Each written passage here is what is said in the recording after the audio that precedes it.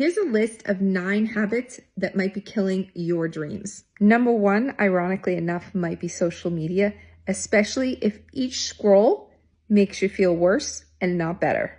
Number 2 is perfect procrastination.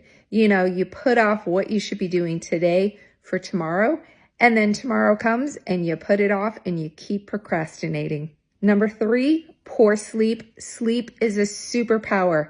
You got to try to get those 8 hours of sleep in, and it has to be really good sleep. So shut off your phone like an hour before you go to bed. Get into the mood to sleep. So many things you can do. Drink tea, meditate, go for a walk before you go to sleep, and then prepare. Have a whole ritual where you wash your face, take a bath, put on some lotion, do some self-care, and then ease into a lovely night of slumber. Number 4, junk food. Yes, those carb highs and those carb lows, those are bringing you down. Ditch the carbs and see your energy go up, which will help your dreams come true. Number 5, being a couch potato, sitting too much. I think it's like 12 hours the average American sits during the day. Holy shiitake mushrooms.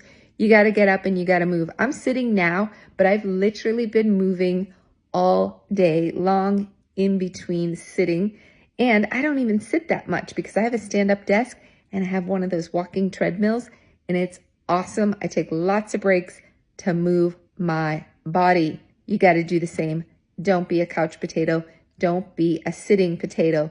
Get up and move. Number 6 is overthinking.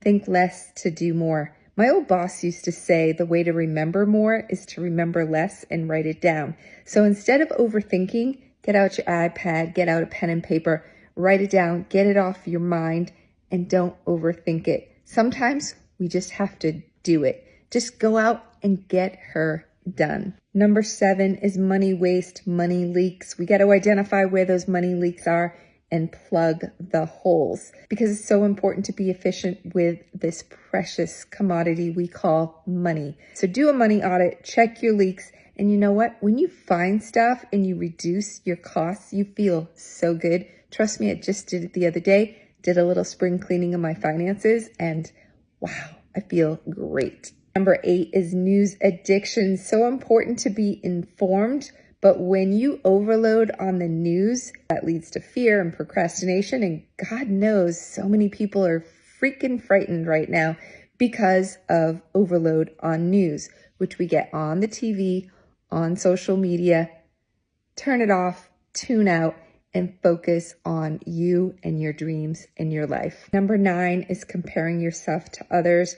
My mom always used to say, oh yeah, people think the grass is always greener. But sometimes perfect posts hide messy realities. Yes, that person that's doing those wonderful posts of their wonderful life and their wonderful kids and wonderful husband and on and on and on. You know what I'm talking about. Okay, I lied. I actually have a 10th habit that I want you to break.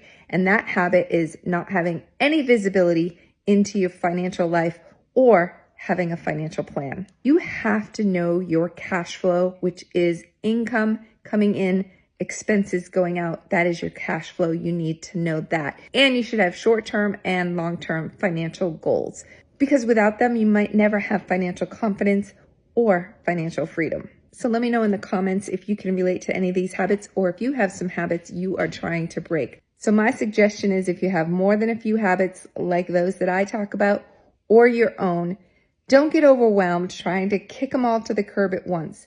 Focus on one. Do what you need to do to overcome and kick that habit to the curb, and then move on to the other ones in whatever priority order you decide.